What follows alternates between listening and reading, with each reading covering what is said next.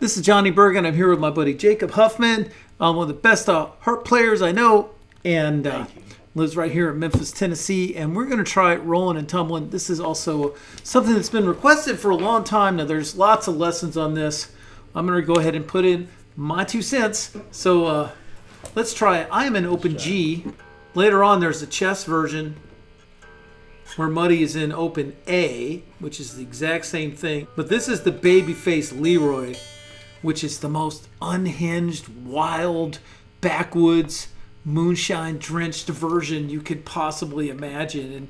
And I feel almost like an uninvited guest playing this song because it's a window to a world that I can't enter.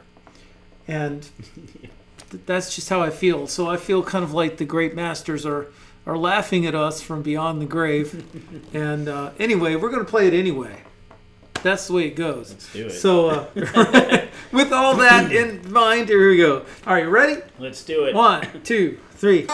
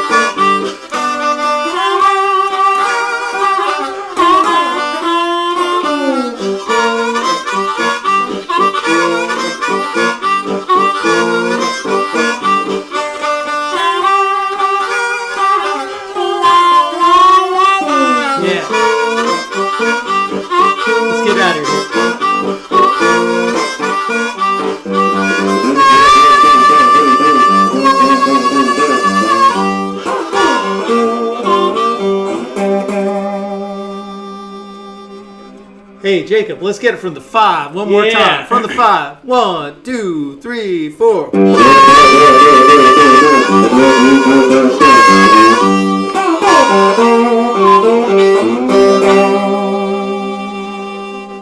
Yeah. All right.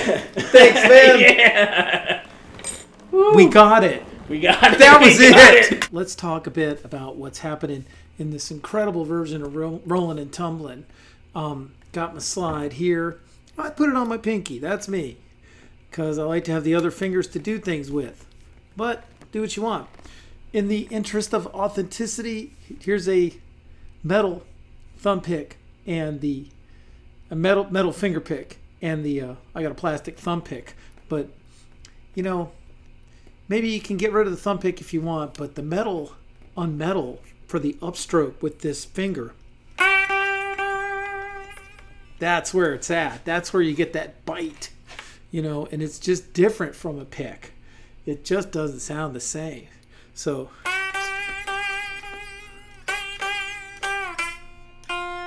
and then I'm hearing it 2 different ways, and I never saw Muddy play this. So, guys, weigh in, help me out. Sometimes I feel like it's here on the 7th fret of the G string, but you could play the same note here and go. It's almost like you're flicking your wrist or something. There's kind of like, arrow. And we're going to get to something else later that relates to that in standard tuning, and you'll see what I mean. But just let it fall. So basically, all your notes are going to be around 3 and 5 is like doing this in standard tuning because I'm in open G, right? So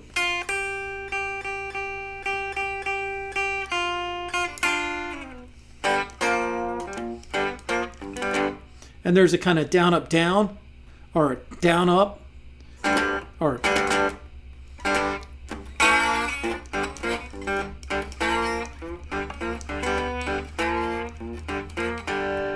yeah. And like most people were just going, that's like headbanging music, but it really ain't this song, you know? There's a little jing jing jing jing jing ding ding ding jing jing. He does this at least, this riff, I guess, Muddy Waters I'm talking about, does it at least like 6 different ways. the foundation is this.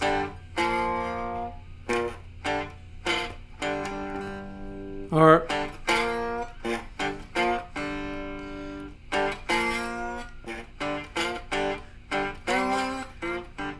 yeah, and then he'll answer that with like a up all the way to the 5th fret.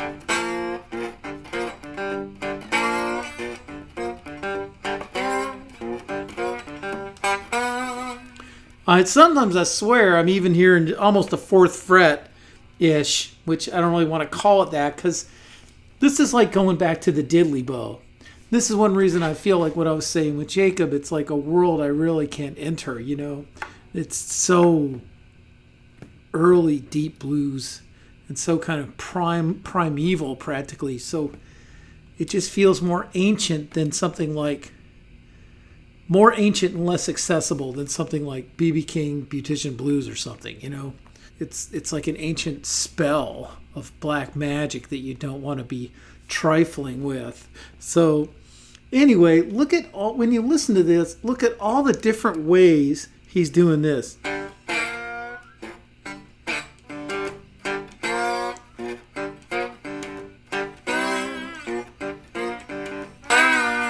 I even hear that sometimes.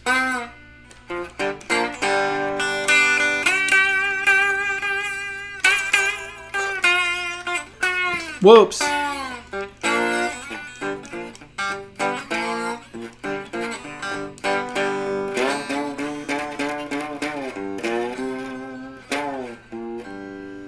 Yeah. He never does that the same way either. But it really sings kind of. This whole thing kind of sings.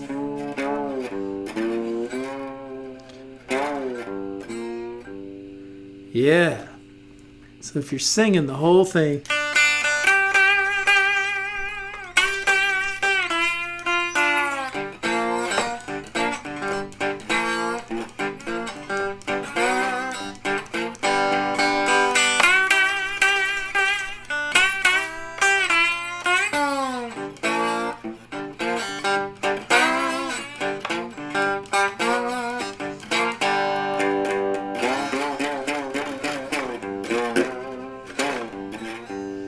Yeah, and he really gets it there. That's a chance to get real aggressive.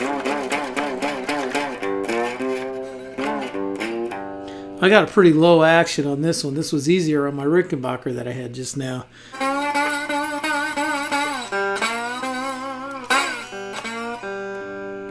Yeah, and that's sort of an echo of this. These are the same notes. I mean, this is a this is a G and this is a G. So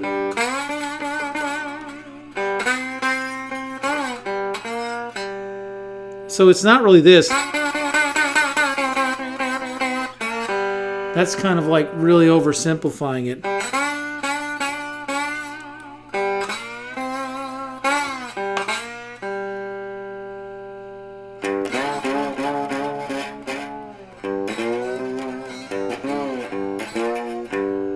And you can make it a little major. So notice the tiny little movements just to get here. I'm actually starting like, you could even start in the 3rd fret. So hear the sound just from here to here. I'm still within my 3rd fret range. And then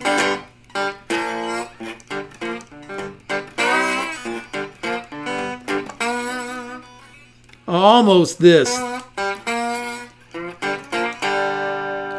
Yeah, and then finally, let's get to the ending.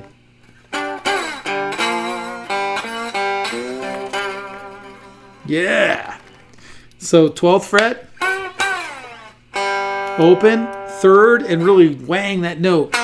It's kind of like the way Albert King goes. You're going to do that with your slide. And then do a tiny little slide up to it. So here's what you got.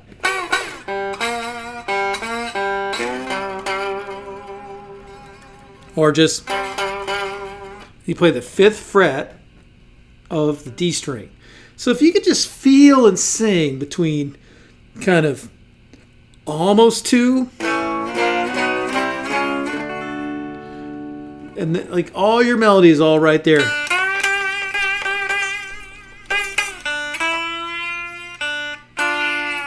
Or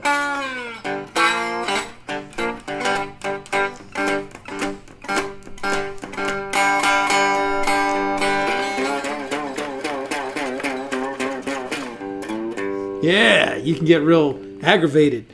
7. Anyway, that's kind of where it's at. Have fun, slow it down, and really try to make this singable and have fun. So I am going to go to standard tuning now and talk about a fabulous version of this song. It's Johnny Littlejohn, Chips Flying Everywhere, from 1973, Funky from Chicago, with Eddie Taylor on guitar. And so all I did was to go to standard. The E string went up a whole step. The A string went up a whole step. D string, just retune it. And the high E string went up a whole step. Now, I'm going to keep my thumb picks and finger pick, because Eddie Taylor is kind of he's real standing out on this track. They do this in G, and then he's playing this instead of like, I think he's going,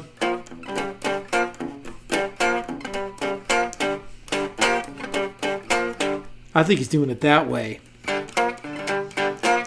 But you can use open. You can play it the same way. You can do that, which I kind of feel like it's that. And it's hard for me to, and Johnny Littlejohn is doing something really similar. But anyway, you can just do it like this.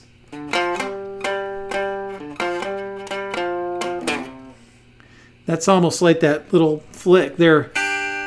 I guess it would be like this on the other song. It's almost like that little flick of the wrist there. So there's that fingering up.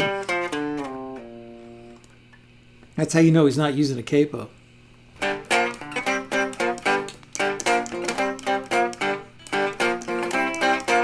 Now this song, and it's like this in a lot of Rolling and Tumblins, and it's also like this in songs like Champagne and Reefer, Slim Harpo's King Bee.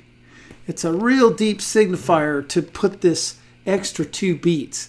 And this extra 2 beats is just like clockwork, and there's nothing to worry about it. Just like the pickup note, well, I don't and I tumble. It's like that, well, my foot hooks in the water, and my chords on top. Well, there it was again. Hooks in the water, and my chords on top. That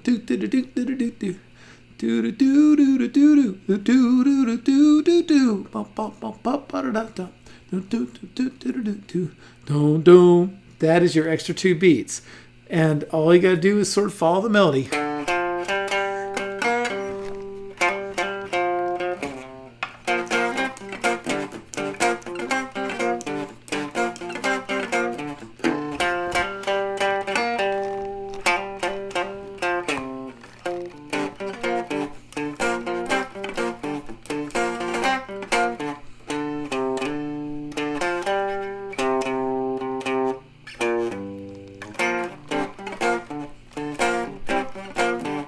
Now, I'm just going to use my finger since I don't have a pick handy, but the other melody.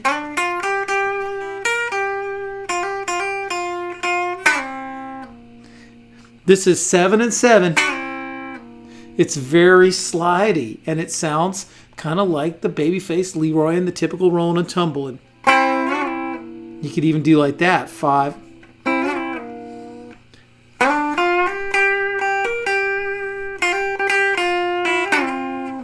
So what you do is you hit it, and as soon as you hit it, you slide.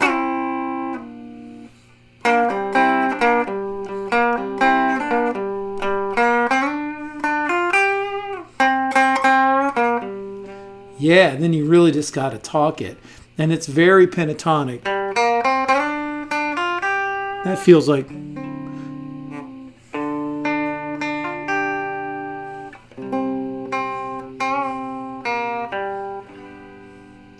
Yeah. And I also really like, I'm going to put my thumb picks back on, I really like the way he plays this C7th chord here.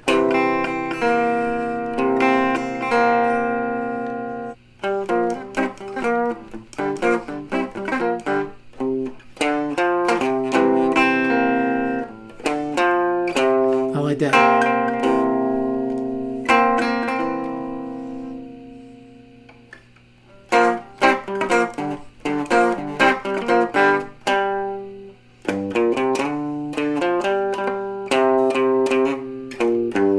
Yeah. The way I used to play it and was kind of like the way Johnny B. Moore would play it. And he...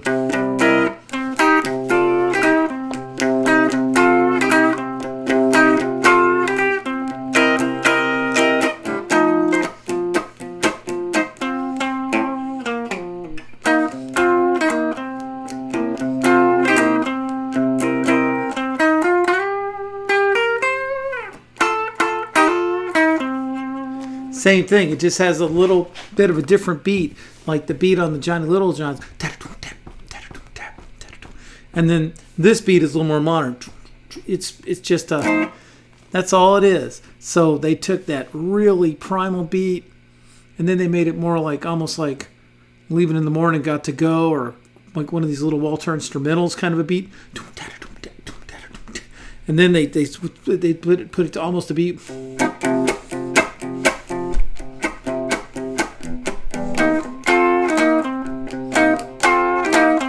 So I'm playing the melody there. And